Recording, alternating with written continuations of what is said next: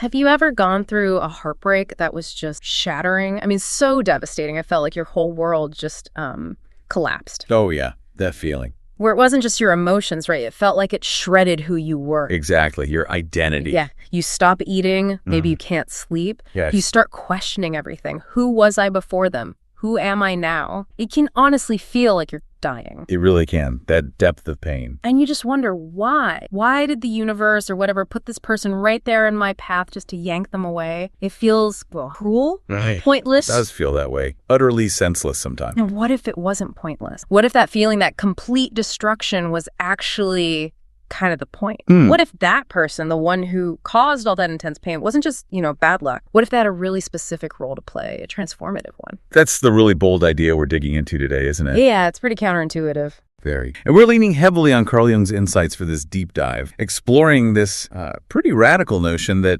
maybe some relationships aren't actually meant to complete you. Maybe they're meant to, well, break you open, to force an awakening. So the mission today is really about reframing, taking these incredibly painful experiences and seeing them not as like punishments, Right. but as these powerful catalysts for finding yourself, for discovering who you really are underneath it all. Precisely. Potent catalysts for self-discovery. Okay, so let's unpack this a bit. When we talk about this break, it's not just your average, sad breakup. No, definitely not. This is something deeper, like a fundamental deconstruction, a collapse that goes way beyond just feeling sad or hurt. It really dismantles your sense of self. Yeah, exactly. You know that feeling we talked about, the sleepless nights, questioning everything you thought was real, that gut feeling of genuinely like dying inside. That visceral feeling. That's the kind of disruption we're exploring here, that level. Exactly. And, from Jung's perspective, that kind of profound pain, it's rarely meaningless. You really believe that certain people come into your life, well, not for comfort, not to make things easy. Okay. So what for them? To act as an activating force. Their presence, and often especially their departure, it triggers something, a necessary kind of unraveling. An unraveling, okay. And what prompts it, surprisingly, isn't always gentle love. Sometimes it's profound loss. Think about it. Nothing rewires you faster than heartbreak, all right? Yeah. Nothing forces you to look at yourself quite like abandonment does. And nothing really reveals the soul like being completely broken open. So the rupture, it wasn't just about them leaving. It was about you coming through, what emerged from that crack, what was revealed in that space. That was you. Okay, so if we zoom out a little, this kind of loss, the really destabilizing kind, it doesn't feel random. It feels bigger than just bad luck. Absolutely. There's a quality to it, isn't there? Like a spiritual disruption. It feels so precise, almost orchestrated, like it was written into your fate somehow. Yeah, too specific to just be chance. And what's fascinating is how often people describe this overwhelming sense of destiny with these connections. Right, like you've known them forever. Exactly. The conversations, the laughter, that bond that feels ancient, like it was waiting lifetimes. You didn't just imagine a future. You felt deeply. So Jung would have something to say about that feeling, that numinous quality. Oh, definitely. He suggests it feels so significant because it's touching on these deeper archetypal patterns within the collective unconscious. It pulls us towards something, some necessary step in our development. Okay, so if it feels that faded, that deep, Yeah. why does it end? Why do they leave? What's the Jungian take on why these intense connections sometimes don't last? Well, the idea is that sometimes the person who arrives with all that intensity, that synchronicity, they aren't meant to be the final destination. Yeah. Their purpose, their real purpose, is to disrupt, to shake things up, to tear through your old ways of being, bring up buried stuff, old trauma maybe. Things you didn't even know were there. Often, yeah. And to ignite something inside you that, frankly, comfort and stability just never could. They weren't your forever. They were the rupture, the catalyst. Okay, I get it. They were the event that kicks off the change. Precisely. Their role was to initiate that profound shift. And maybe that's why it hurts so incredibly much. Because their presence, it didn't just, touch your heart. It felt like it went deeper. It vibrated through your whole nervous system. Yeah. Absolutely. It challenged and, maybe even rewrote your understanding of love, of yourself. You felt chosen, seen, so alive with them. And then they pull back or they leave.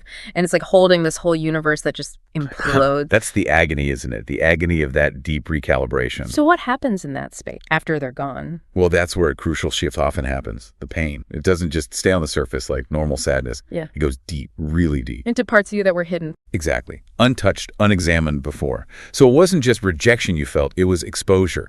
Like a veil being pulled back on hidden layers within yourself. And what do you see then when you're exposed like that? Well, often It's a really uncomfortable awareness that emerges. Like what? Like realizing just how much your identity was actually wrapped up in them, how hollow you feel without them there, how fragile your self-worth seems to have become. Ooh, yeah, it's rough. It is rough, agonizing even. But that awareness, that's actually the first real sign of waking up. It's the uncomfortable truth starting to set you free. So Jung talked about symbols, right?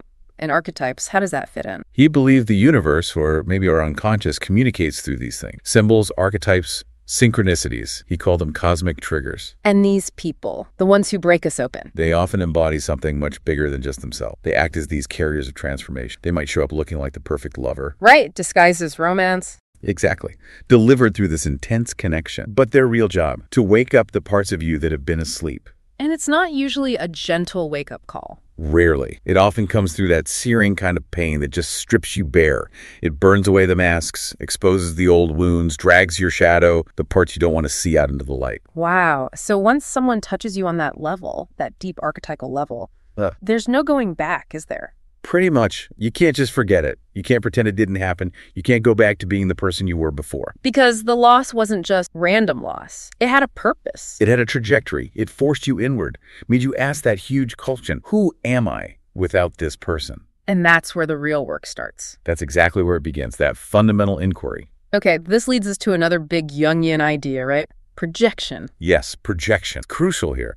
The idea is you didn't really, in the truest sense, fall in love with them. Wait, what? Who did I fall in love with then? You fell in love with a part of yourself that you saw reflected in them. You were encountering a projection, a psychic image, basically, born from your own unconscious. Wow, okay. That's a lot to take in. How does that even work? Why does someone feel so familiar, so right, if it's really about us? Well, it often starts subtly. You meet someone and bam, this uncanny familiarity, like you've known them for ages. Yeah, that feeling. They might say something or just have a certain way about them. Yeah. And it lights up something deep inside you, something you maybe weren't even aware of. Okay. Jung would say that spark isn't really about recognizing them. It's the activation of an inner psychic image. Like he talked about the anima. The inner feminine in men. Right. And the animus, the inner masculine in women. These are unconscious archetypes shaped by, childhood, culture, memories, desires. And they're always seeking wholeness, integration. So when someone comes along who seems to embody those qualities. Your unconscious just goes, home. It feels like you've found your missing piece. So it feels cosmic. It hits so deep, not because they're actually perfect for us. But because they're the perfect symbol, the perfect container for our own inner stuff, our wound, our hopes, our buried desires. It feels like completion. But it's an illusion of completion. Exactly. An illusion. And every illusion, no matter how beautiful, eventually bumps up against reality. Which is where Jung's warning, falling in love is always a dangerous moment. Precisely. What feels divine is often, a psychological distortion, a big construction built out of our own unmet needs. You weren't really seeing them clearly. You were seeing what you needed to see. Yeah.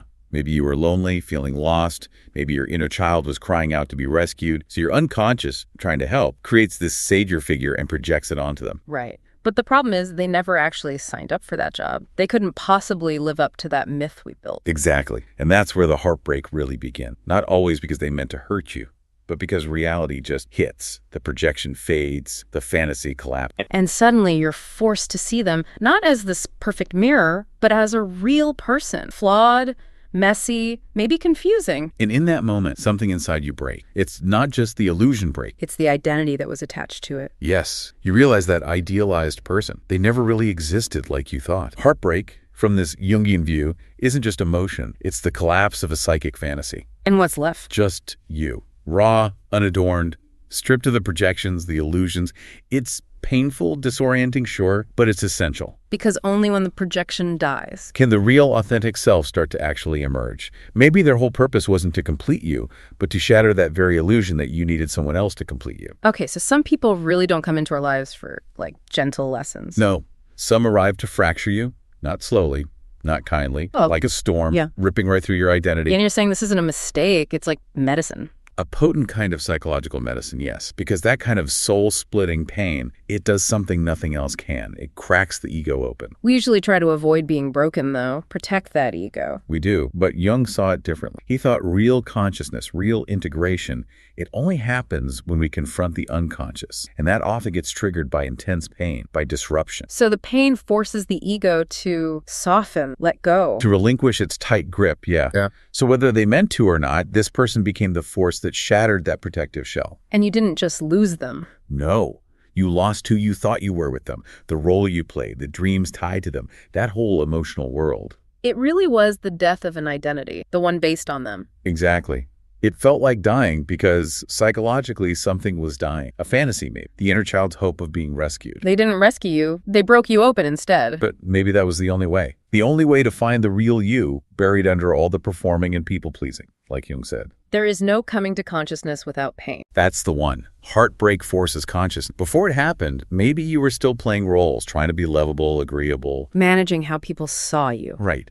Maybe even tweaking yourself to fit what you thought they wanted. But when they left or hurt you deep, they didn't just cause pain. They ripped back the curtain. And exposed everything you'd hidden. Even from yourself. How much you needed validation, that deep fear of abandonment, how much you'd outsourced your identity to them. And facing that, facing your own stuff, that's more excruciating than the breakup itself sometimes. But that's where the real change happens. That's exactly where it began. Because look, the ego, it doesn't really change just from reading books or understanding theories. Insight isn't enough. Not usually for deep change. The ego breaks under pressure, under loss, under grief. And when it finally cracks, when the mask slips, something older, deeper, more real starts to come through. Which is why some people aren't meant to complete you. They're meant to expose you, not because they're bad people necessarily, but because their presence was never about just harmony. It was about disruption. They were the earthquake, the fire. The hammer, shattering the glass box you didn't even know you were living in. You might ask the universe for awakening, but it doesn't always come quietly. Almost never. It often comes with a scream, doesn't it? A sharp goodbye, a silence that just echoes. And maybe they had to break you because anything less wouldn't have gotten through. It wouldn't have let go otherwise. Would have turned inward. Wouldn't have questioned the patterns, the projections, the old wounds. You'd have kept pretending. But real pain, it doesn't let you pretend. No, it demands your full attention. It strips everything away. It forces a rebirth. So before them, maybe you were unconscious, caught up in performing. Believing love was something you had to earn, but they shattered that, not by teaching you, but by leaving, by their absence. They didn't give you answers. They left you with a void. And in that void, maybe that's where you finally met your truth. Jung believed the self, that deep, integrated core of who we are, it doesn't fully emerge until the ego breaks. And the ego doesn't break politely. No, breaks in the fire. Heartbreak, betrayal, ghosting, goodbyes you never saw coming. So their role was crucial. The pain was the only language your deeper self hadn't learned to ignore yet. Exactly. And maybe the breakup itself wasn't the real tragedy. What was then? Maybe the tragedy was who you had to shrink yourself down to be just to keep that relationship going. So the blessing was the break itself. Could be. You feared the pain would destroy you, and maybe it did destroy something. But not your soul. No, it destroyed an illusion. It didn't lessen your worth. It stripped away the version of you that had forgotten your worth. And what came out of that? Not weakness, awareness, deep, unshakable awareness. And this whole process, this is what Jung called individuation. Yes, exactly. That lifelong journey of becoming fully yourself, integrating the unconscious part. And yeah, it often kicks off with major pain. Pain that gets right down to your foundation, challenges your core stories. Rips them apart sometimes. Because the loss wasn't just losing a person. It was losing the fantasy they represented. The fantasy that they would save you, that love completes you, that someone else can fill that. All of that. And when it all fell away, you were left with, well, yourself. Yeah. Unmasked, uncertain, raw, but real. And that's where the real transformation ramps up. Absolutely. Yeah. Because pain, horrible as it feels, it's also the only thing strong enough to really bring your shadow stuff to the surface. All the insecurity, the neediness, the old childhood wounds. The things you've pushed down. They don't usually come up when life's easy, right? They rise up when things get hard. Yeah. When comfort is gone and there's just silence. That silence, that emptiness. It's like an initiation. It really is. Yeah. A profound initiation. Yeah. And from that fire, you start to rise, but differently. Not as the desperate person you thought you were. No. As someone who can actually sit with the silence, hold the pain, and crucially, not abandon yourself in the middle of it. That's awakening. Not perfection, but staying conscious even when it hurts. That's the core of it. Clarity. Self-possession, even in pain. And then something amazing happens. You start to see the person who hurt you differently. You stop hating them. Stop needing closure. You stop replaying the what-ifs. Not because they fixed it or apologized perfectly. But because you don't need them to anymore. Exactly. Their role is done. They were the catalyst, the spark, the disruption that cracked the shell so your own light could come out. They weren't destiny. They were the doorway. Perfectly put. The doorway. And you walk through it. You start to see the pain didn't end your life. It redirected it. It cleared out the illusions so you could build on truth. So the real paradox here, the liberating part, is that the loss that felt like death. Well, actually, the beginning of your real life. The person who broke you was the one who revealed you. through their absence. Yes, only when that mirror shattered, the mirror reflecting your own stuff back at you, only then could you stop looking outside for something that was never really there. So you weren't abandoned, you were activated. Activated, exactly. They didn't leave you behind, they left you with yourself, which is ultimately the most powerful gift. Rejection was redirection. Being unloved was the start of learning to love yourself. It sounds cliche, maybe, but it's profoundly true in this context. You thought you were shattered, but you were actually revealed. The grief wasn't the end. It was the reminder you'd been asleep, your life was too small, you put your worth in someone else's hands and called it love. When they left, that illusion left too. They weren't the answer. They were the fire sent to burn away the false stuff. Right. And remember what Jung said about enlightenment. One does not become enlightened by imagining phantoms of light, but by making the darkness come. Yeah. And that's what you did if you went through this. You walked through the dark. Faced the ghosts, the wounds. And you stayed. You didn't run. That is strength. That's self-possession. And that is the real beginning of real love. Love rooted in awareness. So for anyone listening who's still feeling that, still waking up thinking about them, still wondering if it was their fault, if they'll ever find love again, what should they take away? Take this to heart. Maybe they weren't the destination. They were the necessary disruption. And this version of you now, the more grounded, aware, honest, resilient. That version couldn't exist without the break. Right. Sometimes the universe sends someone not to give you love, but to teach you through their presence and their absence how to finally stop betraying yourself for love. And when the lessons learned, they vanish, but you remain awake, clear, free, because now you don't need someone else to complete the sentence. You are the sentence. You are the full stop. You are the end of your own seeking. Just take a moment with that. Think about how this new you, this self-aware you, could only have emerged because of that intense break. Can you start to see the deep, maybe even profound purpose hidden in your